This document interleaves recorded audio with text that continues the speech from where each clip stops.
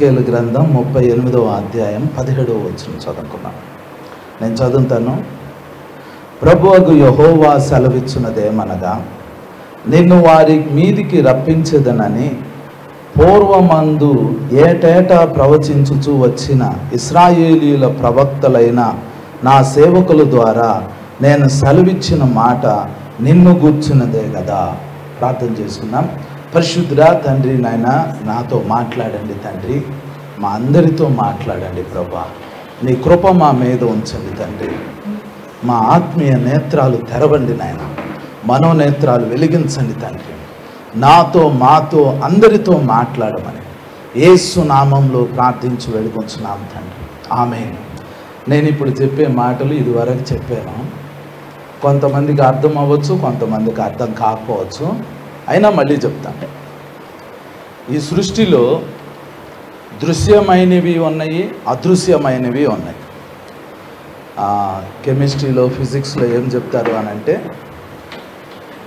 ఈ సృష్టి మొత్తంలో సాలిడ్, లిక్విడ్, గ్యాస్ ఈ 3 పదార్థాల్లో సమస్తము ఉందంట. గాలి రూపంలో, ద్రవ రూపంలో, ఘన పదార్థం రూపంలో సమస్తం ఉంది. దృశ్యమైనదైనా అదృశ్యమైనదైనా ఏదైనా సాలిడ్ స్టేట్లో, లిక్విడ్ స్టేట్లో, గ్యాసియస్ స్టేట్లో ఉంది.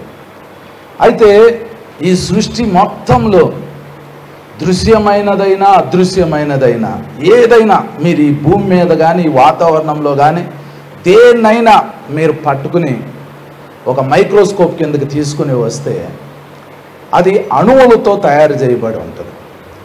మొత్తం మనకి ఈ భూమి మీద, భూమి వాతావరణంలో, ఆకాశంలో మనకు తెలిసినంత వరకు, మనిషి వెళ్ళగలిగినంత వరకు, మనిషి తెలుసుకోగలిగినంత వరకు, చూడగలిగినంత వరకు, అనుభవించగలిగినంత వరకు సమస్తము అణువులతో తయారు చేయబడి ఉంది. ఈ మనకి కెమిస్ట్రీలో 118 ఎలిమెంట్స్ ఉన్నాయి, 118 అణువులు ఉన్నాయి. మీ శరీరం తీసుకున్నాం అనుకోండి, మీ శరీరం అంతా అణువులతో తయారు చేయబడి ఉంది. నీళ్ళు ఉన్నాయి అనుకోండి, అణువులతో తయారు చేయబడింది. గాలి ఉందనుకోండి, అణువులతో తయారు చేయబడి ఉంది. చెట్లు ఉన్నాయి అనుకోండి, అణువులు, యాటమ్స్తో తయారు చేయబడి ఉంది. మొత్తం 118 రకాల అణువులు ఉన్నాయి ఈ సృష్టిలో. వాటిలో 2 3 కలిపితే ఒక పదార్థం తయారవుతుంది. అది గాలి రూపంలోనో, నీరు రూపంలోనో, లేదా ఒక ఘన పదార్థం సాలిడ్ రూపంలోనో ఒక పదార్థం తయారవుతుంది యాటమ్స్ని కలిపితే. ఈ 118 రకాల అణువుల్లో యురేనియం అని ఒక అణువు ఉంది. ఇది చాలా చాలా అద్భుతమైన అణువు. దీని నుండి మనం ఆశీర్వాదం పొందొచ్చు, దీని నుండి ఒక వ్యక్తి శాపం కూడా పొందొచ్చు. యురేనియం అనే ఆటమ్. ఈ ఆటమ్ భూమిలో దొరికిద్ది, నక్షత్రాల్లో కూడా దొరికిద్ది. ఈ ఆటంలో అణువు అని అంటే దాంట్లో ఎలక్ట్రాన్స్ ఉంటాయి, ప్రోటాన్స్ ఉంటాయి, న్యూట్రాన్స్ ఉంటాయి. ఒక అణువులో ఈ 3 పదార్థాలు ఉంటాయి, ఎలక్ట్రాన్స్, ప్రోటాన్స్, న్యూట్రాన్స్ అని. యురేనియం అనే ఆ అణువు అది మీ కంటికి కూడా కనపడదు. అది చాలా పవర్ఫుల్. మైక్రోస్కోప్ కింద పెట్టి మీరు చూస్తే ఆ అణువు కనపడుద్ది, యురేనియం అనే అణువు కనపడుద్ది. దీని గుణం ఏంటి అని అంటే, ఈ ఒక్క ఆటంని మీరు పగలగొట్టారు అనుకోండి, దాంట్లో నుంచి పవర్ రిలీజ్ అయింది. లేదా యురేనియం అనే ఆటమ్స్ని 2 తీసుకొచ్చి కలిపారు అనుకోండి, దాంట్లో కూడా పవర్ రిలీజ్ అయింది. పవర్ అంటే శక్తి, శక్తి అని అంటే అగ్ని, పవర్ రిలీజ్ అయింది. మన వాళ్ళు ఈ యురేనియం అనే అణువును పట్టుకుని దాని నుండి కరెంటు తీయటం స్టార్ట్ చేశారు. కరెంట్ అంటే ఇక అది చాలా ఆశీర్వాదమే కదా మనకి. కరెంట్ ఉంటే అన్నిటికీ ఉపయోగపడుద్ది. కానీ ఇదే యురేనియం అనే అణువుని అతిగా పరిశుద్ధ చేసి దాన్ని ప్యూరిఫై చేసి ప్యూరిఫై చేస్తే 99.0% వరకు దాన్ని ప్యూరిఫై చేస్తే దాని పవర్ పెరిగింది. అప్పుడు దాన్ని బాంబు తయారు చేయడానికి ఉపయోగిస్తారు. ఈ బాంబు ఎంత పవర్ఫుల్ అంటే ఎక్కడో విజయవాడలో ఈ యురేనియంతో తయారు చేయబడిన బాంబుని విజయవాడలో వేశారు అనుకోండి, అది అక్కడ పేలితే దాని రేడియేషన్, దాని వెలుగు ఇక్కడ వరకు వచ్చింది. ఇప్పుడు ప్రజెంట్ తయారు చేస్తున్న బాంబులు, ఆ బాంబు ఇప్పుడు వరకు ఏ దేశం మీద రిలీజ్ చేయాల. దానికంటే తక్కువ పవర్ ఉన్న బాంబుల్ని అమెరికా వాళ్ళు జపాన్ మీద వేశారు. హిరోషిమా మీద, నాగసాకి అనే పట్టణాల మీద ఆటం బాంబులు వేశారు. అవి రెండవ ప్రపంచ యుద్ధం అప్పుడు వేశారు. అయ్యే చాలా పవర్ఫుల్ బాంబులు. దాని గురించి ఒక అతను చెప్తా ఏం చెప్పాడు అని అంటే, ఆ బాంబు వేసినప్పుడు వీళ్ళు సముద్రంలో కొంతమంది ప్రయాణం చేస్తున్నారు. ఆ బాంబు హిరోషిమా అనే పట్టణం మీద పడినప్పుడు వీళ్ళు వాడలో ఉన్నారు. అక్కడి నుండి వెలుగు వీళ్ళ దగ్గరికి వచ్చినప్పుడు వీళ్ళ ఎదురుగా ఏ మనిషి అయితే ఉన్నాడో ఆ మనిషి యొక్క ఎముకలు కనపడినాయి ఈ కంటికి. వాడలో ఉన్న వాళ్ళ ఎముకలు అంటే ఈ ఎక్స్రే తీసేటప్పుడు ఎలాగైతే ఎముకలు కనబడతాయో అంత పవర్ఫుల్ కిరణాలు ఒక బాడీలోకి వెళ్ళి, మీరు టార్చ్ లైట్ వేసి దాని మీద చేయి పెట్టారనుకోండి, రెడ్గా కనపడింది మీ చెయ్యి. అట్లా ఆ బాంబు ఎక్కడో విజయవాడ అంత దూరంలో పేలితే ఇక్కడికి ఆ రేడియేషన్ వచ్చింది అని అంటే ఒక క్షణం మన కళ్ళు బయర్లు గమ్ముతాయి. అలాంటి రేడియేషన్, అంత పవర్ఫుల్ రేడియేషన్ ఫస్ట్ టైం ఎక్కడ రిలీజ్ అయిందంటే సొదొమ గొమొర్రా పట్టణాల మీద రిలీజ్ అయింది. అంత టెంపరేచర్, అంత రేడియేషన్ రిలీజ్ అయింది. ఆ టైంలో లోతు కుటుంబాన్ని దేవదూతలు బయటికి పంపించేటప్పుడు వాళ్ళతో చెప్పారు, వెనక్కి తిరిగి చూడొద్దు, ఆ రేడియేషన్ చాలా పవర్ఫుల్గా ఉంటుంది. ఆమె ఏం చేసింది అని అంటే, లోతు భార్య వెనక్కి తిరిగి చూస్తే ఉప్పు స్తంభం అయింది. ఉప్పు స్తంభం అని మనం మామూలు మాటలతో అంటున్నాం, కానీ రేడియేషన్ ఏం చేసేసింది అని అంటే ఆమెని బూడిద చేసేసేసింది. ఈ ఆటం బాంబు, యురేనియంతో తయారు చేయబడిన బాంబు గనక ఒక పట్టణం మీద పడితే, మీకు నిన్న జరిగిన ఫ్లైట్ క్రాష్లో 1000 degrees హీట్ రిలీజ్ అయింది. 1000 degrees హీట్ అంటే మనిషి యొక్క శరీరం బూడిదైపోయింది. కానీ యురేనియంతో తయారు చేయబడిన ఈ బాంబు, ఈ న్యూక్లియర్ బాంబు ఒక దేశం మీద, ఒక పట్టణం మీద కనుక పడింది అని అంటే ఆ పట్టణానికి ఎంత పవర్ఫుల్గా ఉంటుంది అని అంటే మొత్తం నాశనం అయిపోతుంది. టోటల్గా నాశనం అయిపోతుంది. నాశనం అయిపోవటం అంటే ఏంటంటే, మనిషి కాలి బూడిదైపోతే ప్రాబ్లం లేదు, మనిషి ఆవిరైపోతాడు. ఆ రేడియేషన్కి గనక దగ్గరగా ఉండి ఎవరైనా చూస్తున్నారు అనుకోండి, ఒక 10 కిలోమీటర్ల దూరంలో ఎక్కడో బాంబు పడింది, చిన్న బాంబు పడింది. ఈ వ్యక్తి ఇక్కడ నిలబడి చూస్తూ ఉంటుంటే ఆ నిలబడిన వ్యక్తి యొక్క చర్మమో ఇసుక రాలిపోయినట్లు ఇట్లా రాలిపోతుంది. ఆ వేవ్కి మొత్తం కాలి బూడిదైపోతాడు. అంత పవర్ఫుల్గా ఉంటుంది ఆ రేడియేషన్. ఆ రేడియేషన్కి ఇక ఎప్పటికీ ఆ పట్టణంలో ఏమీ చేయలేరు. ఆ ఊర్లో కానీ ఆ పట్టణంలో కానీ ఇక మనిషి నివసించడం, చెట్లు మొలవో. ఆ ఏరియా దగ్గరలో ఎవరైనా పిల్లల్ని కంటే వాళ్ళకి ఏదో ఒక అనారోగ్యం వచ్చేసింది, వాళ్ళకి ఏదో ఒక బలహీనత వచ్చేసింది. ఇది యురేనియంతో తయారు చేయబడిన బాంబు. దాన్ని ఏమంటారంటే న్యూక్లియర్ బాంబు అంటారు. అయితే ఈ బాంబులు కేవలం 5 దేశాల దగ్గర ఉన్నాయి. 1 రష్యా దగ్గర, 2 America, 3 UK United Kingdom, 4 France, 5 China. వీళ్ళ దగ్గర మాత్రమే ఉన్నాయి బాంబులు. వీళ్ళు 1967వ సంవత్సరం 1967వ సంవత్సరం కంటే ముందు తయారు చేశారు. వీళ్ళు తెలివిగా రెండవ ప్రపంచ యుద్ధం అయిపోయిన తర్వాత వీళ్ళు ఏం చేశారంటే, ఈ 5 దేశాలు వాళ్ళు వచ్చి, ఎవరైనా బాంబు తయారు చేసుకోవాలంటే ఇప్పుడే తయారు చేసుకోండి, 1967 తర్వాత ఇక ఎవరు బాంబులు తయారు చేయకూడదు, బాంబులు మా దేశాల దగ్గరే ఉంటాయి, మేము మాత్రమే ప్రపంచాన్ని కంట్రోల్ చేస్తాం, మా దగ్గర ఉన్న బాంబులు ఏ దేశం మీద మేము వేయం, ప్రపంచ శాంతి కొరకు మాత్రమే ఆ బాంబులను ఉపయోగిస్తాం అని చెప్పారు. అప్పుడు మన దేశం దగ్గర బాంబు లేదు, ఈ న్యూక్లియర్ బాంబు అనేది మన దగ్గర లేదు. ప్రపంచ దేశాలన్నీ దానికి ఒప్పుకున్నాయి. ఓకే, మీరు పెద్ద దేశాలు, మీ దగ్గర బాంబులు ఉండటం మంచిదే, మీరు మమ్మల్ని కాపాడుతారని నమ్ముతున్నాము, మీ బాంబులను ఉపయోగించే మా శత్రువులకి బుద్ధి చెప్పాలి, మీరే ప్రపంచానికి పీస్ తీసుకురావాలి అని చెప్పారు. ఇక ఆ తర్వాత ఇక ఎవ్వరు బాంబులు తయారు చేయకూడదు. న్యూక్లియర్ బాంబు అనేది ఈ 5 దేశాలు తప్ప ఇంక ఎవ్వరూ తయారు చేయకూడదు. ఇప్పుడు ప్రాబ్లం ఏమైందంటే, చైనా వాళ్ళు కొన్ని బాంబుల్ని పాకిస్తాన్ వాళ్ళకి ఇచ్చారు, ఆ టెక్నాలజీ ఇచ్చారు తయారు చేసుకోమని. వాళ్ళ దగ్గర ఉన్నాయి, కానీ ఇండియా దగ్గర లేవు. ఇండియా దగ్గర లేకపోతే ఆ టైంలో 1967 తర్వాత పాకిస్తాన్ దగ్గరికి మెల్లిమెల్లిగా బాంబులు వస్తుంటే ఇండియా భయపడాల్సిన పరిస్థితి వచ్చింది. అరే, ఇప్పుడు వాడు ఏ క్షణమైనా మన మీద బాంబు వేయొచ్చు అని అనుకుంటే మనోళ్ళు ఎప్పటి నుంచో బాంబు తయారు చేద్దాం అనుకున్నారు. కానీ 1967 తర్వాత ఆంక్షలు వచ్చేసినాయి కాబట్టి ఇక చేయకూడదు. మనోళ్ళు ఏం చేశారు అని అంటే 1998వ సంవత్సరంలో అప్పట్లో అటల్ బిహారీ వాజ్పేయి గారు ప్రధానమంత్రిగా ఉన్నాడు.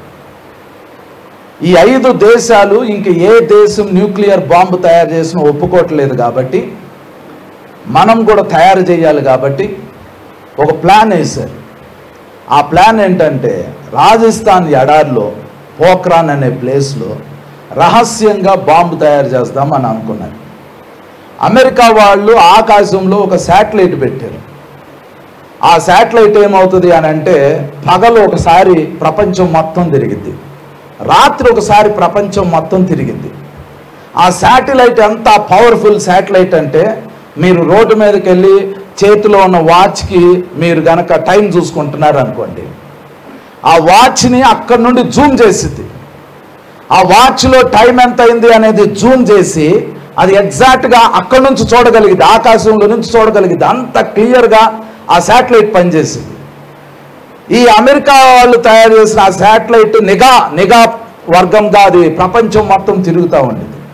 ఇప్పుడు ప్రాబ్లం ఏంటి అని అంటే, ఇండియా బాంబు తయారు చేయకూడదు. అందుకని మనోళ్ళు ఏం చేశారంటే, ఆ శాటిలైట్ వచ్చే టైంకి మొత్తం ఇసుక కప్పేసి ఉండేవాడు. శాటిలైట్ వెళ్ళిపోయిన తర్వాత మళ్ళీ దాన్ని తొమ్మి టెస్టులు తయారు చేశారు. అలా అమెరికాకి తెలియకుండా 1998వ సంవత్సరంలో అటల్ బిహారీ వాజ్పేయి ప్రధానమంత్రిగా ఉన్నప్పుడు అబ్దుల్ కలాం అనే ఆయన న్యూక్లియర్ బాంబుని తయారు చేశాడు. తయారు చేసి మన దేశాన్ని న్యూక్లియర్ పవర్గా మార్చి ఆ 5 దేశాలతో పాటు మన దేశం పేరు కూడా యాడ్ చేశారు. అంటే ఇప్పుడు మన మీదకి ఎవరైనా వచ్చారనుకోండి, వాళ్ళకి భయం, న్యూక్లియర్ బాంబు వేస్తామేమోనని. నువ్వు వాక్యం చెప్పకుండా ఇదంతా ఎందుకు చదువుతున్నా అని మీరు నన్ను అడుగుతారు. ఇప్పుడు ప్రాబ్లం ఏంటి అని అంటే, ఇప్పుడు ఇరాన్ న్యూక్లియర్ బాంబుని తయారు చేస్తుంది. ఇప్పుడు ప్రజెంట్ ఇరాన్ న్యూక్లియర్ బాంబు తయారు చేయకూడదు. ఎందుకంటే 1967వ సంవత్సరంతో ఎవరైనా బాంబు తయారు చేసుకోవాలంటే తయారు చేసుకోవాలి, అయిపోయింది. అది మన ఇండియా వాళ్ళు చేయకూడదు, బాంబుని తయారు చేయకూడదు. ప్రపంచ దేశాలు ఎవరికి తెలియకుండా చాలా రహస్యంగా ఆ శాటిలైట్ వచ్చే టయానికి వీళ్ళు ఎక్కడ వాళ్ళు ఈవెన్ అది టెస్ట్ చేసేటప్పుడు అబ్దుల్ కలాం రాజస్థాన్లో పోఖ్రాన్ దగ్గరికి వెళ్ళేటప్పుడు మిలిటరీ వాళ్ళ డ్రెస్ వేసుకుని వెళ్ళాడు. ఆయన పేరు కూడా మార్చుకున్నాడు, కెప్టెన్గా పెట్టుకున్నాడు అబ్దుల్ కలాం. అటల్ బిహారీ వాజ్పేయి కూడా అక్కడికి మిలిటరీ డ్రెస్లో వెళ్ళాడు అక్కడికి, దాన్ని టెస్ట్ చేసేటప్పుడు చూడటానికి. ఎందుకంటే శాటిలైట్ పై నుంచి వెళ్తున్నప్పుడు ఏమన్నా జూమ్ చేసేది, వీళ్ళు దొరికిపోతారు. అందుకని క్యాప్లు పెట్టుకుంటే వాళ్ళు ఏమనుకున్నారంటే, అమెరికా వాళ్ళు ఇక్కడ ఏదో జనరల్గా మిలిటరీ వాళ్ళు ఏదో డ్రిల్ జరుగుతుంది అని వాళ్ళు అనుకున్నారు.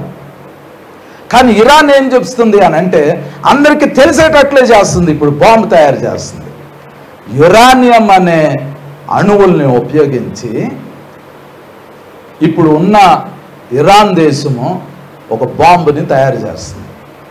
అమెరికా వాళ్ళు ఇంకా వేరే దేశాలు, ముఖ్యంగా అమెరికా ఏం చెప్పింది అని అంటే, నీ దగ్గర ఉన్న యురేనియం అనే అణువుల్ని కరెంటు తయారు చేసుకోవటానికి ఉపయోగించుకో, కానీ బాంబు తయారు చేయొద్దు. ఇరాన్ ఏం చేస్తుంది అని అంటే, కరెంటు తయారు చేసుకుంటాము, కరెంటుని ప్రొడ్యూస్ చేసుకుంటాము అని చెప్పి వాళ్ళు బాంబుని తయారు చేస్తున్నారు. ఇప్పటి వరకు వాళ్ళు ఎంత యురేనియం గ్యాదర్ చేశారంటే 9 బాంబులు తయారు చేయడానికి, 9 న్యూక్లియర్ బాంబ్స్ తయారు చేయడానికి వాళ్ళు యురేనియంని రెడీ చేసుకున్నారు.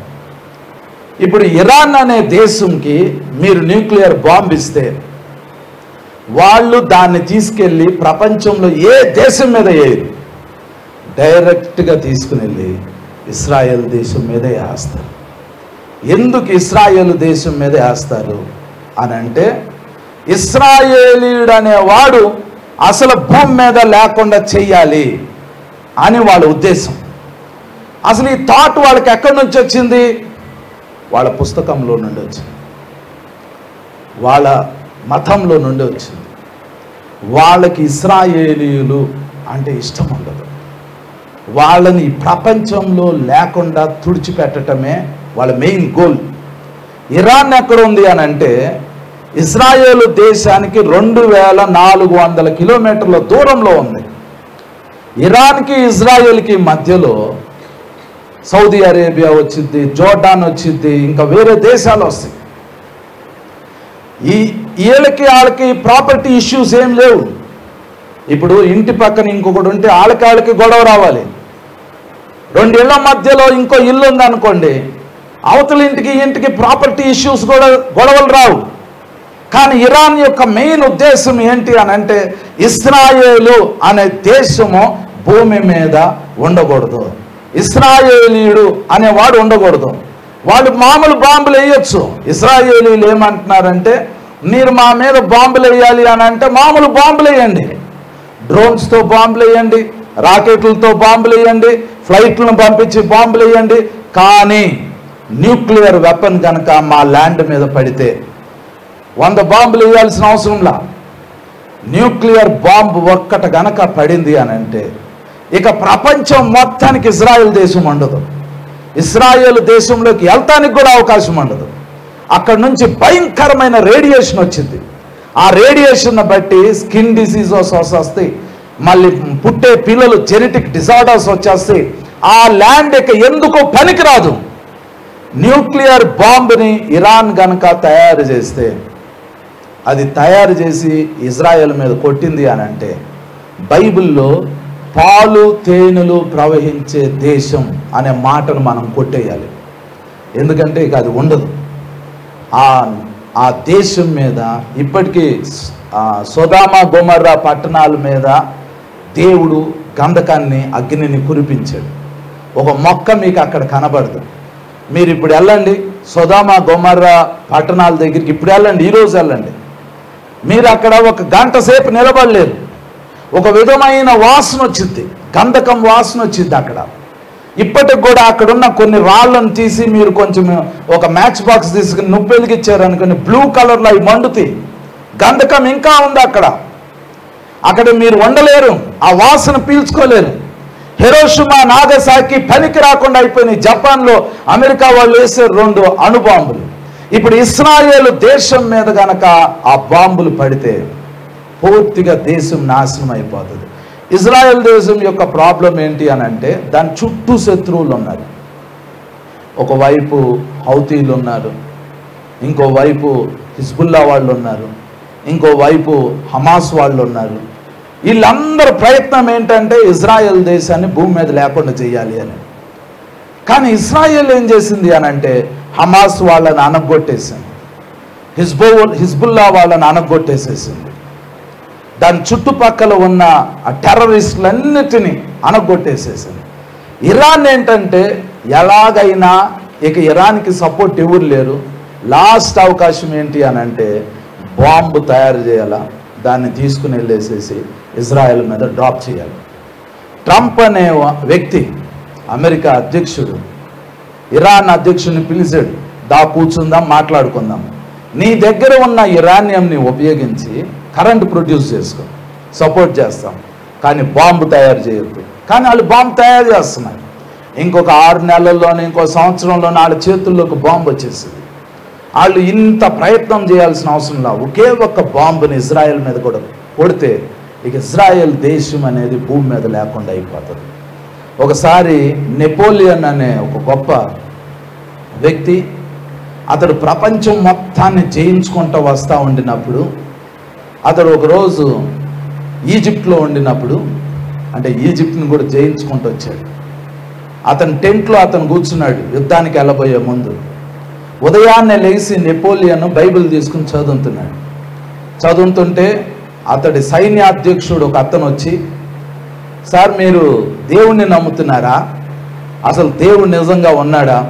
మీరు ప్రపంచం మొత్తాన్ని జయించుకుంటూ వస్తున్నారు, ఉదయాన్నే బైబిల్ ఎందుకు చదువుతున్నారు అని నెపోలియన్ అడిగారు. అప్పుడు నెపోలియన్ ఏం చేశాడు అని అంటే, తన సైన్యంలో పనిచేస్తున్న ఒక సైనికుడిని పిలిచాడు. అతను యూదుడు. నెపోలియన్ చెప్పాడు, ఈ ఇశ్రాయేలీయుడు, ఈ యూదుడు భూమి మీద ఉండినంత కాలం దేవుడు ఉండినట్లే, ఎందుకంటే నిన్ను కాపాడువాడు కునుకడు నిద్రపోడు అన్నాడు. ఇశ్రాయేలును గనక భూమి మీద లేకుండా చేసేస్తే దేవుడు లేడు అన్నట్లే అని చెప్పాడు ఆయన.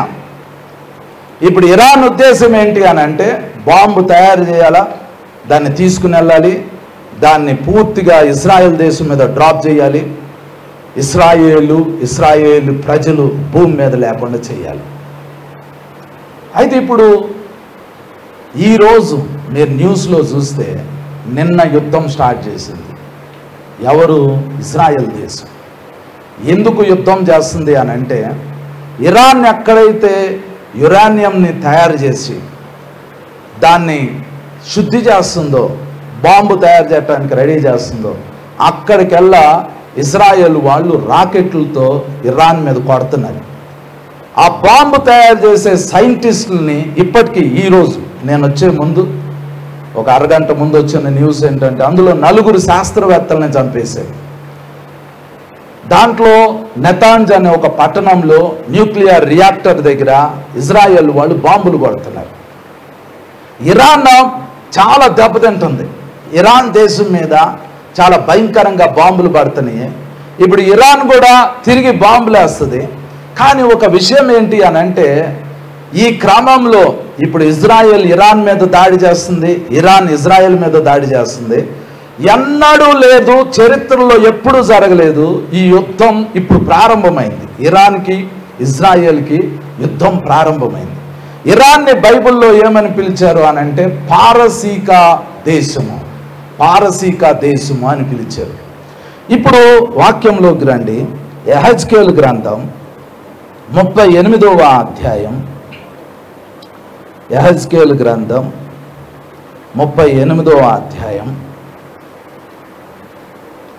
7వ వచనం చదువుకుందాం. యెహెజ్కేలు గ్రంథం 38వ అధ్యాయం 38వ అధ్యాయం 7వ వచనం చదువుకుందాం. నీవు సిద్ధముగా ఉండుము, నీవు సిద్ధపడి నీతో కూడా కలిసిన సమూహం అంతటిని సిద్ధపరచుము, వారికి నీవు కావలి ఉండవలెను అని రాయబడింది. వారికి నీవు కావలి ఉండవలెను అని రాయబడింది. ఎవరితో దేవుడు చెబుతున్నాడు అని అంటే, ఈ 38వ అధ్యాయము ఎవరికి రాయబడింది అని అంటే, రష్యా అధ్యక్షుడు పుతిన్కి రాయబడింది. రష్యా దేశానికి రాయబడింది. రష్యాతో దేవుడు ఏం చెప్పాడంటే, నువ్వు సిద్ధంగా ఉండు, నీతో పాటు ఉన్న వాళ్ళందరినీ సిద్ధం చేయి. నువ్వేం చేస్తావంటే, నువ్వు వాళ్ళకి కావలిగా ఉండు అని అంటున్నాడు. నీతో ఉన్న వాళ్ళందరికీ నువ్వేం చేస్తావు? కావలిగా ఉండు. ఇంగ్లీష్లో ఏమని ఉంటుంది అని అంటే, గాడ్ దెమ్, వాళ్ళకి నువ్వు రక్షకుడుగా, సపోర్ట్గా ఉండు. ఎవరితో దేవుడు చెబుతున్నాడు? రష్యా అధ్యక్షుడు పుతిన్, నువ్వు సిద్ధపడు, నీతో పాటు ఉన్న వారిని కూడా సిద్ధం చేయి. సిద్ధం చేసి నీతో పాటు ఉన్నవారికి నువ్వు ఒక రక్షకుడుగా ఉండు, నువ్వు వారికి కావలిగా ఉండు, నువ్వు వాళ్ళకి గార్డుగా ఉండు. ఎవరికి ఇప్పుడు కావలి కాయాలి అని అంటే, రష్యా దేశము తనతో పాటు ఉన్న వాటిని కావలి కాయాలి. మీకు ఇంకా అర్థమయ్యేలా చెప్తాను. 5వ వచనం చదవండి. నీతో కూడిన పారసీక దేశపు వారిని, కూషీయులను, పూతు వారినందరినీ, డాళ్లును శిరస్త్రోణములను ధరించు వారినందరినీ నేను బయలుదేరదీసేదను అని రాయబడింది. ఇక్కడ 5వ వచనం చెప్తుంది, నీతో కూడిన పారసీక దేశపు వారిని. పారసీక అంటే ఇరాన్ దేశం. ఇరాన్కి రష్యా దేశం ఏం చేయాలి అని అంటే కావలి ఉండాలి. ఇప్పుడు ఎగ్జాక్ట్గా ఏం జరుగుతుంది అని అంటే, ఇరాన్ యుద్ధంలో కుప్పకూలిపోయే పరిస్థితికి వచ్చినప్పుడు రష్యా ఇరాన్కి సపోర్ట్గా వెళ్ళబోతుంది. ఇప్పుడు సపోర్ట్ చేసింది. ఇజ్రాయెల్ దేశానికి అమెరికా సపోర్ట్ చేసింది, ఇరాన్ దేశానికి రష్యా దేశము సపోర్ట్ చేసింది. ఇది ఎందుకు నేను చెప్తున్నాను అని అంటే, యెహెజ్కేలు గ్రంథం 38వ అధ్యాయంలో ఒక భయంకరమైన అద్భుతమైన యుద్ధం ఉంది. ఆ యుద్ధాన్ని నా దృష్టిలో, నా అభిప్రాయం ప్రకారం మనం చూస్తాం. ఆ యుద్ధం గనక జరిగితే మనం దాన్ని చూస్తాము. ఆ తర్వాత సంఘం ఎత్తబడింది. ఇది నేను నమ్ముతున్నా. కానీ కొంతమంది బైబిల్ పండితులు, కొంతమంది ప్రవక్తలు వాళ్ళు ఏం చెప్తున్నారు అని అంటే, ఆ యుద్ధం మనం చూడము, ఆ యుద్ధం చూడటానికి ముందే సంఘం ఎత్తబడిద్ది అని అంటున్నారు. అంటే ఇప్పుడు మనం ఎప్పుడు ఎత్తబడతాము అనేది దేని మీద ఆధారపడి ఉంది అని అంటే, 38వ అధ్యాయం ఒక సూచన. ఒకవేళ 38వ అధ్యాయంలో ఉన్న యుద్ధం మనం చూడము అనుకోండి, అంటే సంఘం ఇవాళ రేపు ఎత్తబడాలి. ఎందుకంటే ఇశ్రాయేలు దేశం మీదకి రష్యా దండెత్తి రాబోతుంది. దండెత్తి ఎందుకు వచ్చింది అని అంటే, ఇరాన్ దేశము యుద్ధం చేయలేదు, ఇశ్రాయేలీని జయించలేదు, ఇశ్రాయేలీని నాశనం చేయలేదు. ఇరాన్ చేతికి గనక అణుబాంబు ఇస్తే ఇరాన్ వేయగలుగుతాడు, కానీ అణుబాంబు తయారు చేయని ఇట్లా ఇజ్రాయెల్ దేశం. అణుబాంబు ఉంది ఎవరి దగ్గర అంటే రష్యా దగ్గర ఉంది. ఏదైనా బాంబులు వేయాలి అని అంటే రష్యా వేయాలి. ఇప్పుడు ఇజ్రాయెల్ దేశానికి లీడ్ తీసుకోవాలి. ఇజ్రాయెల్ దేశం మీద యుద్ధం చేయటానికి ఇరాన్ పక్షంగా రష్యా దేశము బాధ్యత వహించి ముందుకు రావాలి. ఎందుకంటే 1967లో వాళ్ళు ఏం చెప్పారు అని అంటే, మీరు బాంబులు తయారు చేసుకోవద్దు, మీకు ఏదైనా అవసరం వస్తే మేము ప్రొటెక్షన్ చేస్తాము అని 5 దేశాలు చెప్పినాయి. ఇప్పుడు 5 దేశాల్లో అమెరికా, యూకే, ఫ్రాన్స్, ఈ 3 దేశాలు ఇజ్రాయెల్కి సపోర్ట్ చేస్తున్నాయి. రష్యా, చైనా దేశము ఇరాన్కి సపోర్ట్ చేస్తున్నాయి. ఇప్పుడు 5 దేశాలు అవి ఫస్ట్లో 1967లో చెప్పినాయి, మేము ప్రపంచాన్ని రక్షిస్తాము, మీరు అణుబాంబులు తయారు చేసుకోవద్దు, ఏదైనా అవసరం అయితే మేము వేస్తాం బాంబులు. కానీ ఇప్పుడు ఏమైంది అని అంటే, 5 దేశాలు, 3 దేశాలు ఒక పక్కకు వచ్చినాయి, 2 దేశాలు ఒక పక్కకు వచ్చినాయి. ఇప్పుడు ఇజ్రాయెల్ దేశం సపోర్ట్ చేసే 3 దేశాలు ఉన్నాయి, ఇరాన్ దేశానికి సపోర్ట్ చేసే 2 దేశాలు ఉన్నాయి. ఇప్పుడు వార్ ప్రారంభం అవుతుంది. ఈ వార్ కేవలం అక్కడికే తీసుకెళ్ళింది. ఈ యుద్ధము అక్కడికే తీసుకెళ్తుంది, లాస్ట్ డేస్కి వెళ్ళే జరిగింది. ఒకసారి 38వ అధ్యాయం 23వ వచనం చదవండి. నేను యెహోవానై ఉన్నానని అన్యజనులు అనేకులు తెలుసుకొనున్నట్లు నేను ఘనత వహించి నన్ను పరిశుద్ధపరుచుకొని వారి ఎదుట నన్ను తెలియజేసుకొందును అని రాయబడింది. అలాగే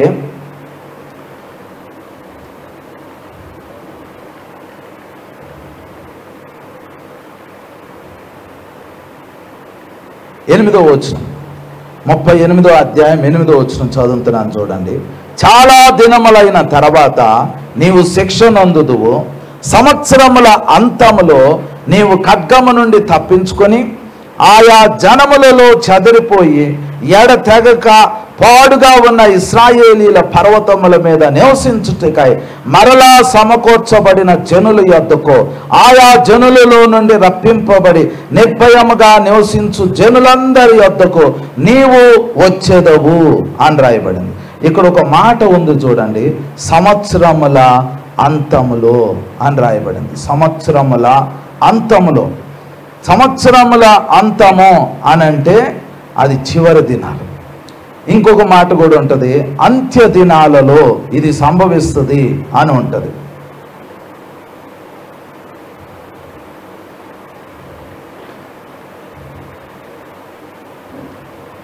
ఇదే అధ్యాయంలో అంత్య దినములలో అది సంభవిస్తుంది అని ఉంటుంది. తర్వాత మీరు దాన్ని చూడొచ్చు. ఈ యుద్ధం జరిగే టైమింగ్ ఏంటి అని అంటే సంఘం ఎత్తబడే దినం వచ్చింది అని మనం తెలుసుకోవాలి. ఇప్పుడు మీరు ఏం చేయాలి అని అంటే నిన్న ప్రారంభమైన యుద్ధం డెఫినెట్గా ఈ యుద్ధంకే దారి తీసింది. ఈ యుద్ధం ప్రారంభం కాకముందు న్యూస్ ఛానల్స్లో ఏం చెప్తున్నారు అంటే ఇక యుద్ధాలు ఆగవు, 3వ ప్రపంచ యుద్ధంలోకి వెళ్తుంది. 3వ ప్రపంచ యుద్ధానికి ఎందుకు వెళ్తుంది? 5 దేశాలు ఎవరి దగ్గర అయితే అణుబాంబులు ఉన్నాయో అవి అన్నీ ఒక్కటిగా ఉండాలి.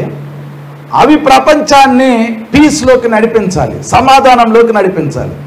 ఆ 5 దేశాలే విడిపోయి 2 గ్రూప్స్గా అయిపోయిన తర్వాత బైబిల్ ప్రకారము పారసీక దేశం దానియేలు ఒకరోజు ఏం చేస్తాడంటే ఉపవాసం అంటాడు. ఉపవాసంలో ప్రార్థన చేసుకుంటూ ఉంటాడు. దానియేలు ఎందుకు ప్రార్థన చేస్తున్నాడు అని అంటే ఇశ్రాయేలీలు పాపం చేశారు. అప్పుడు దేవుడు ఇశ్రాయేలీల్ని శిక్షించడానికి ఇరాక్ దేశం నుంచి, బబులోను దేశం నుంచి నెబుకద్నెజర్ అనే రాజును పంపించాడు. ఆ రాజు ఇశ్రాయేలు దేశం మీదకి వచ్చి ఇశ్రాయేలీల్ని చాలామందిని చంపేసి చాలామందికి సంఖ్యలేసి తన దేశంలోకి తీసుకుని వెళ్ళాడు. అలా వెళ్ళినప్పుడు దానియేలు, షడ్రకు, మీషాకు, అబేద్నెగో, ఎస్తేరు, ఎజ్రా, నెహెమ్యా వీళ్ళందరూ సంఖ్యలలో ఇరాక్ దేశానికి వెళ్ళారు. ఇర్మియా వాళ్ళకి ఏం చెప్పాడంటే, బాబు మీరు ఆ దేశానికి వెళ్తారు, ఈ యెరూషలేం పట్టణాన్ని నెబుకద్నెజర్ కాల్చేశాడు, మీ ఇల్లు కూల్చేశాడు, చాలామందిని చంపేశాడు. కానీ మీరు భయపడొద్దు, మీరు ఇరాక్ దేశంలో 70 సంవత్సరాలు ఉంటారు. 70 సంవత్సరాల తర్వాత మిమ్మల్ని దేవుడు మరలా ఈ దేశంలోకి తీసుకుని వస్తాడు, నిరీక్షణ కలిగి ఉండండి అని ఇర్మియా ఒక పుస్తకంలో రాసి ఆ గ్రంథాన్ని పోయే వాళ్ళకి ఇచ్చి పంపుతాడు. ఆ పుస్తకము పోయేటప్పుడు దానియేలు చేతుల్లో పట్టుకుని వెళ్తాడు. దానియేలు ఉపవాసం ఉన్నప్పుడు, మనం ఉపవాసం ఉన్నప్పుడు బైబిల్ ఎలా చదువుతామో దానియేలు ఉపవాసం ఉన్నప్పుడు ఆ పుస్తకాన్ని ఓపెన్ చేసి చదవటం స్టార్ట్ చేశాడు. ఇర్మియా గ్రంథం చదువుతున్నప్పుడు దానియేలుకి ఆ మాట వచ్చింది, దేవుడు 70 సంవత్సరాల తర్వాత ఇశ్రాయేలీల్ని వారు బందీలుగా ఉన్న బబులోను దేశం నుంచి తిరిగి వాళ్ళ దేశానికి పంపిస్తాడు అనే విషయం అక్కడ చదువుతాడు. అప్పుడు దానియేలు లెక్క పెడతాడు, ముసలోడు అయిపోయేటప్పటికి లెక్క పెడితే కరెక్ట్గా 70 సంవత్సరాలు అయిపోతాయి.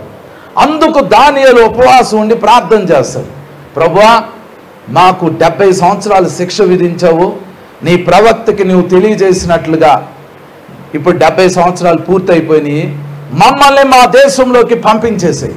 ఇరాక్ దేశంలో ఉండి ప్రార్థన చేస్తాడు, మమ్మల్ని యెరూషలేంలోకి పంపించు, ఇశ్రాయేలు దేశంలోకి పంపించు అని. అప్పుడు దేవుడు ఆ ప్రార్థన విని పరలోకం నుండి గాబ్రియేలు దూతను కిందకు పంపిస్తాడు. గాబ్రియేలు దూత దానియేలు దగ్గరికి వచ్చేటప్పుడు ఆకాశంలో మేఘాల మీద పారసీక దేశానికి సంబంధించిన ఒక ఆత్మ గాబ్రియేలు దూతను అక్కడ ఆపుతాడు. ఆ ఆత్మ అది సాతాను. వాడి సింహాసనం ఎక్కడ వేసి కూర్చున్నాడంటే పారసీక దేశం మీద వేసి కూర్చున్నాడు. దానియేలు అప్పుడు ఎక్కడున్నాడంటే ఇరాక్ 2 కలిసి ఉంది. అప్పుడు ఇరాన్ దేశంలోనే ఉన్నాడు, అతని పాదాలు అక్కడే ఉన్నాయి. పారసీక దేశం అక్కడుండి ప్రార్థన చేస్తున్నాడు.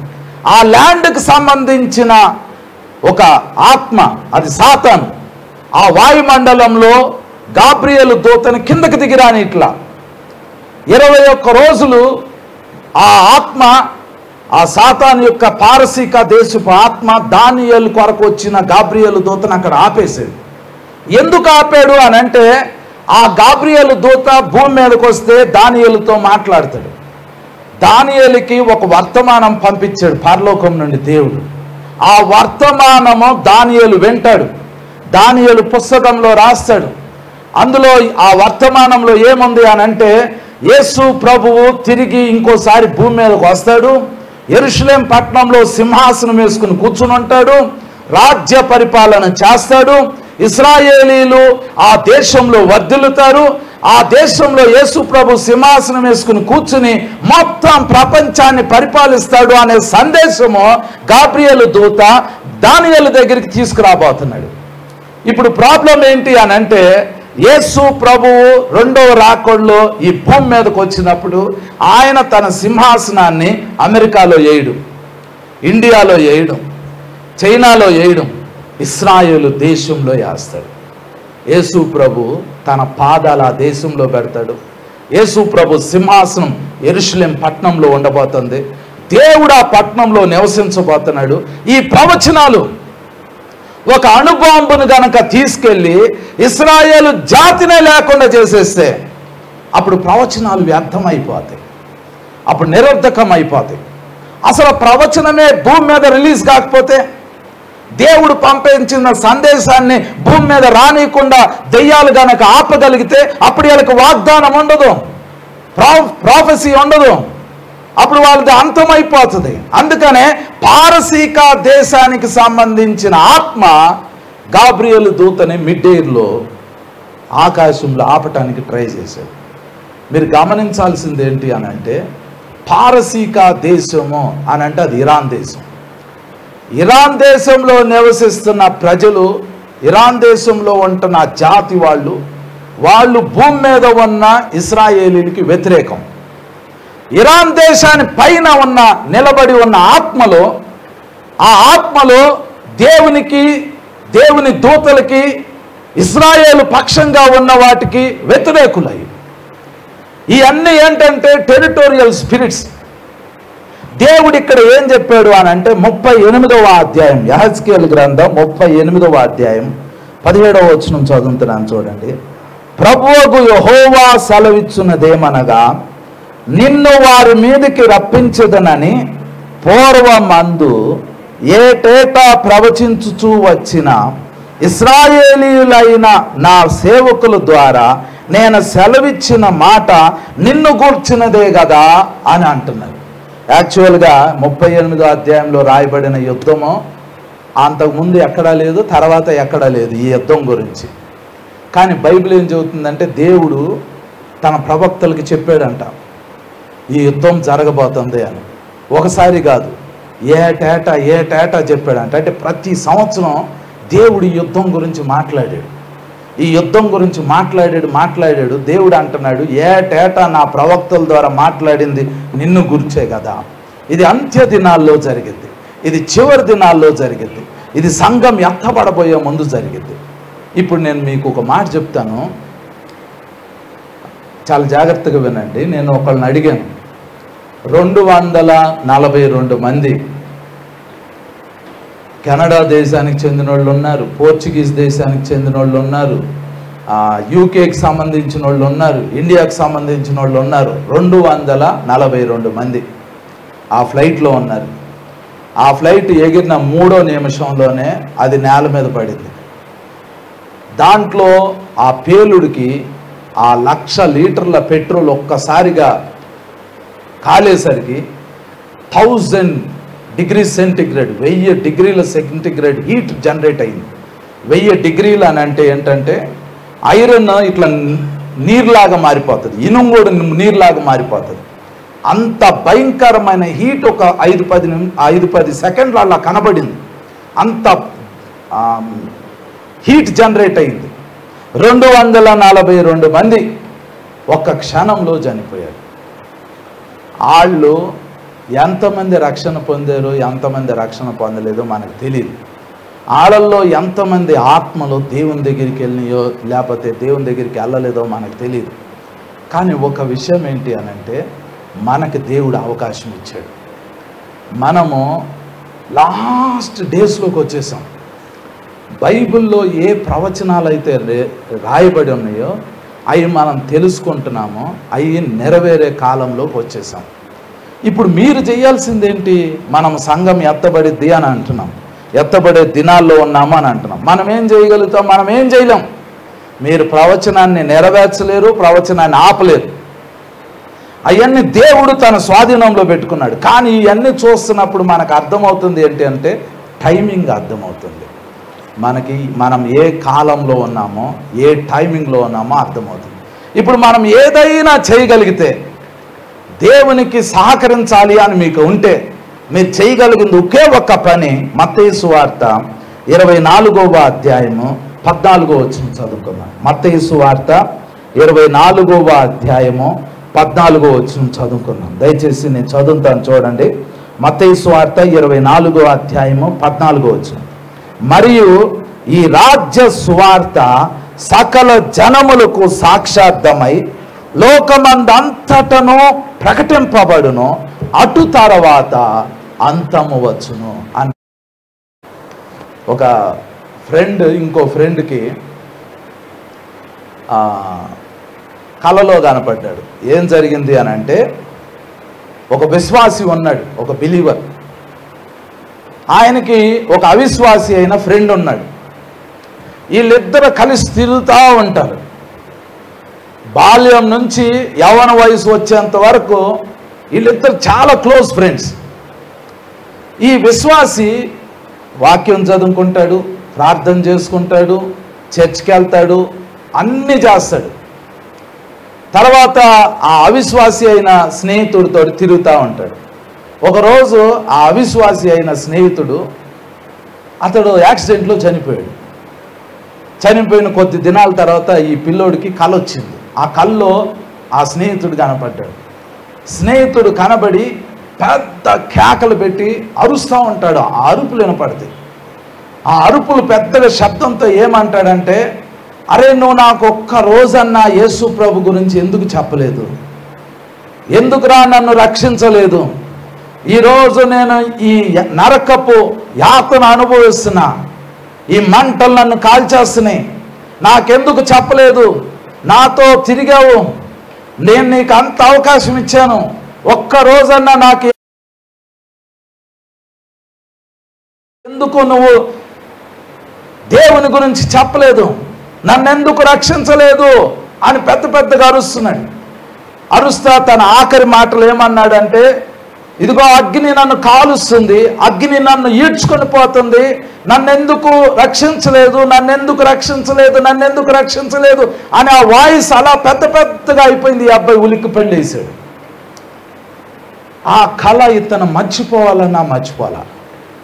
భూమి మీద ఉన్న మనము ఒకసారి నరకంలోకి వెళ్ళామనుకోండి, మీకు తెలిసిన వాళ్ళు మీ వైపు ఏలు పెట్టి అదే మాట అంటారు, మాకెందుకు చెప్పలేదు, మాకెందుకు చెప్పలేదు, మమ్మల్ని ఎందుకు రక్షించలేదు అని.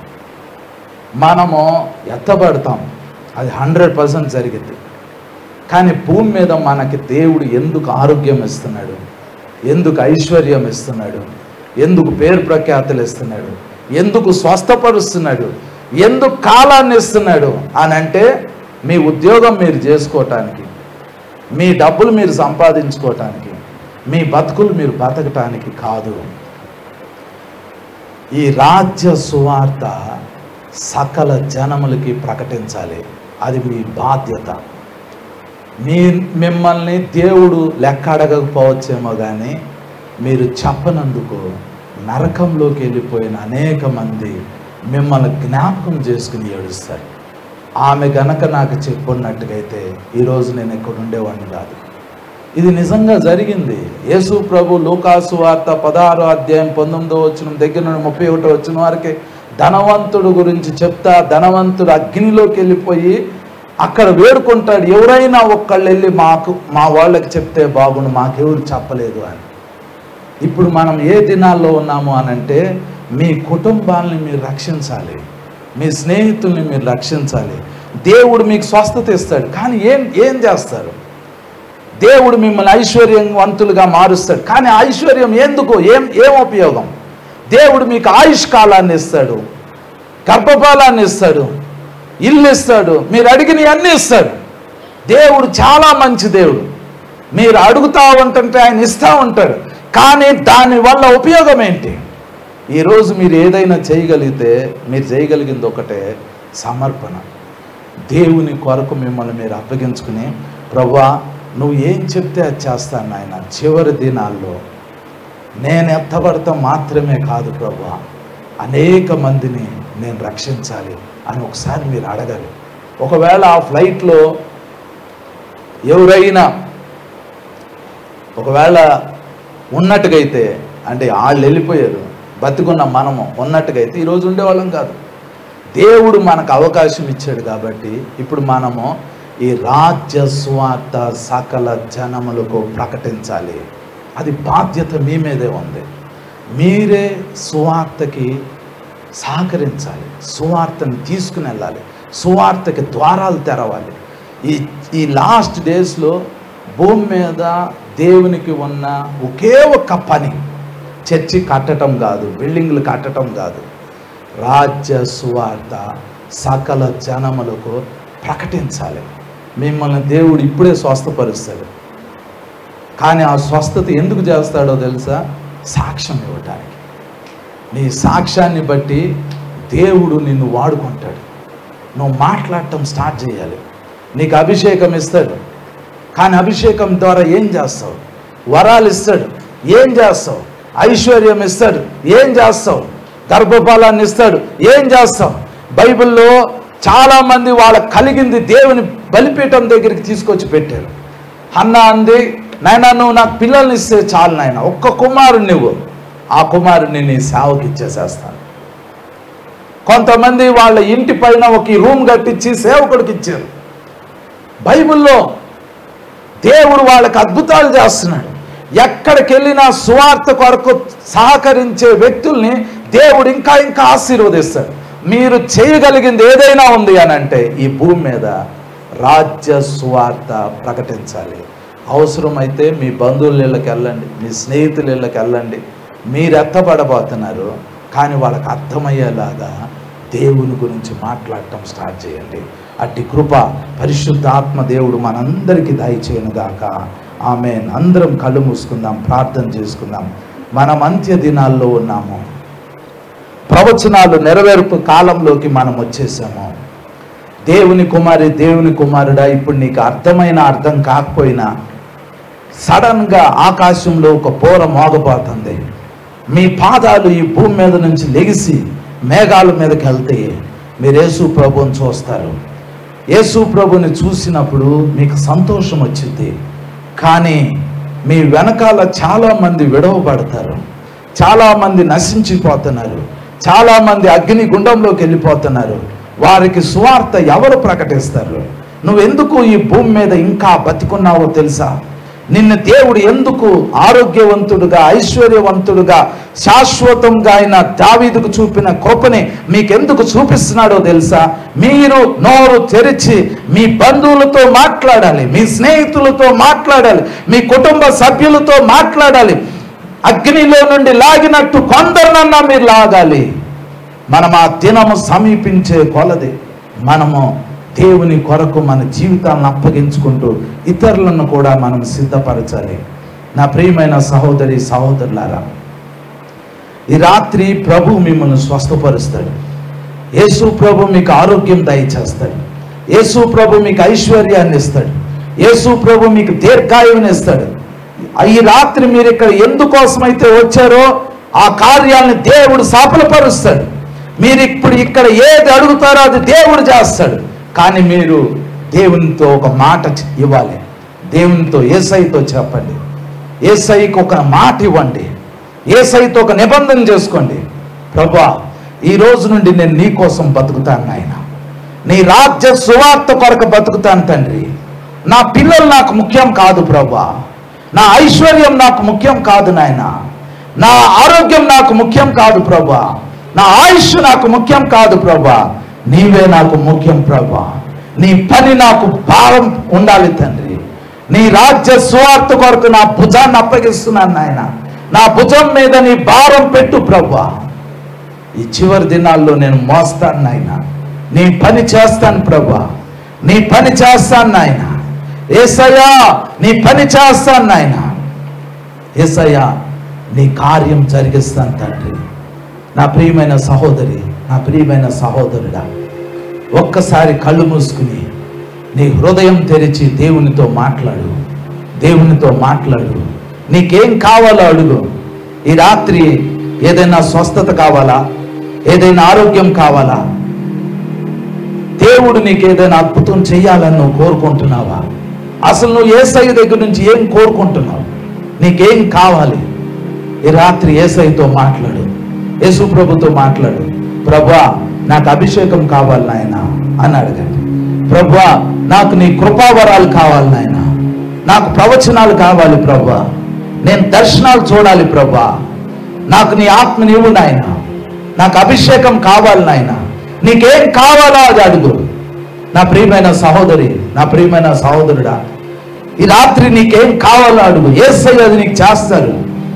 నీ జీవితంలో నువ్వు ఏం కోరుకుంటున్నావు అది ప్రభు నీకు అనుగ్రహిస్తారు. నువ్వు చేయాల్సిందల్లా ఈ రాత్రి నీ నోరు తెరిచి, నీ హృదయం తెరిచి ఒక్క మాట యేసయ్యతో మాట్లాడు. యేసయ్యతో మాట్లాడు. నీకేం కావాలి? ప్రమోషన్ కావాలా? అప్పులు తీరాలా? ఐశ్వర్యం కావాలా? వివాహాలు జరగాల? కుటుంబంలో సమాధానం కావాలా? ఈ రాత్రి మీరు యేసయ్యని కలవటానికి ఇక్కడికి వచ్చారు. ఈ రాత్రి మీకేం కావాలో అడగండి, యేసయ్యని అడగండి. ప్రభువా, ఇందుకొరకే నేను వచ్చాను నాయనా అని అడగండి. కానీ అన్నిటికంటే ముఖ్యమైనది యేసయ్యతో చెప్పాల్సిన మాట, ప్రభువా, నా జీవిత కాలం అంతా నీ సేవ చేస్తాను నాయన, నీ పనిని భరిస్తాను, నీ భారాన్ని మోస్తాను ప్రభువా, రాజ్య సువార్త కొరకు నా భుజాన్ని అప్పగిస్తాను నాయన. నాయనా, నాకు సహాయం చేయి ప్రభువా. యేసయ్యా, యేసయ్యా, నా జీవితాన్ని నీకు అప్పగిస్తున్నా, నన్ను వాడుకో ప్రభువా.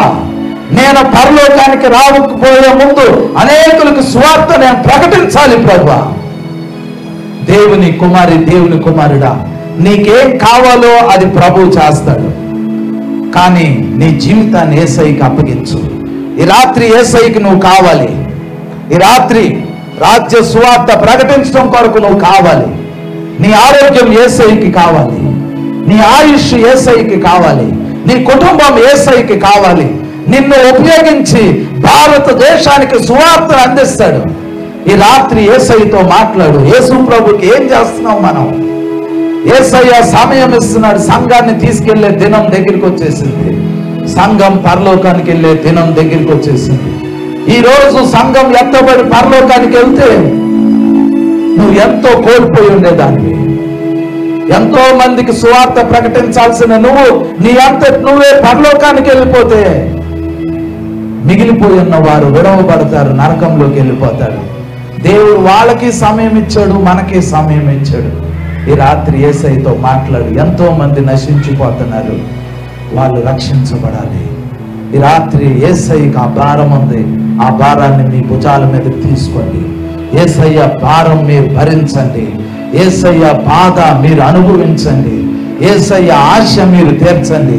యేసయ్య కోరిక మీరు తీర్చండి. ఈ అంత్య దినాలలో దేవుని కొరకు బ్రతకటం నేర్చుకోండి. మీ పిల్లల కోసం, మీ కుటుంబాల కోసం, వారి భవిష్యత్తు కోసం కాదు ఈ దినాలు. ఈ దినాలు యేసయ్య కోసం బ్రతకాలి. ప్రతి సెకండ్, ప్రతి మినిట్ యేసయ్యకి అప్పగించుకోండి. ఇక సమయం లేదు, ఇక అవకాశం లేదు. We're in the last days. ఏదైనా చేయగలిగితే ఈ రాత్రే చేయగలుగుతాం, ఈ రాత్రే చేయగలుగుతాం. తీర్మానం తీసుకో. ఇక ఇంతకాలం నువ్వు బతికేవు, అయిపోయింది, చాలు. ఇక ఈ రాత్రి మనము తీర్మానం చేసుకోవాల్సిన దినం. స్వస్థతలు యేసు ప్రభు అద్భుతంగా జరిగిస్తాడు, అది ప్రాబ్లం లేదు. ఆరోగ్యం ఇస్తాడు, ఐశ్వర్యం ఇస్తాడు, కృపిస్తాడు, కావాల్సింది ఇస్తాడు. కానీ అన్నిటికంటే ముఖ్యం యేసయ్యకి సమర్పించుకో. యేసయ్యతో చెప్పు, ప్రభువా, నేను నీ కోసం బతుకుతాను నాయన. I will live for you lord, I will live for you lord. నీ కోసం బతుకుతాను నాయన, నీ కోసం బతుకుతాను, నీ కోసమే బతుకుతాను. Let's pray. కొన్ని నిమిషాలు మనం ప్రార్థన చేసుకుందామండి. దేవుని కుమారి, దేవుని కుమారుడా, ఈరోజు ఈ రాత్రి నీ తల మీద నూనె పోసి, నీ తల మీద చేతులుంచి ప్రార్థన చేయబోతున్నాం. ఈ ప్రార్థన జరిగేటప్పుడు మీరు కళ్ళు మూసుకుని మీకేం కావాలో యేసయ్యని అడుగుతా ఉండండి. మీరు అడిగింది ప్రభు నెరవేరుస్తాడు. కానీ తీర్మానం తీసుకోండి. యేసయ్యా, నువ్వు నాకు ఇలాగ చేస్తే నాయనా నేను నీ కోసం జీవిస్తాను నాయన. ప్రార్థన చేసుకున్నాం. మీకు ఒక 5-10 నిమిషాల సమయం ఇస్తున్నా. ఈ సమయంలో మీకు మీరే ప్రార్థన చేసుకోండి. మీ తలల మీద నూనె పోసి, మీ తలల మీద చేతులు ఉంచినప్పుడు ఆ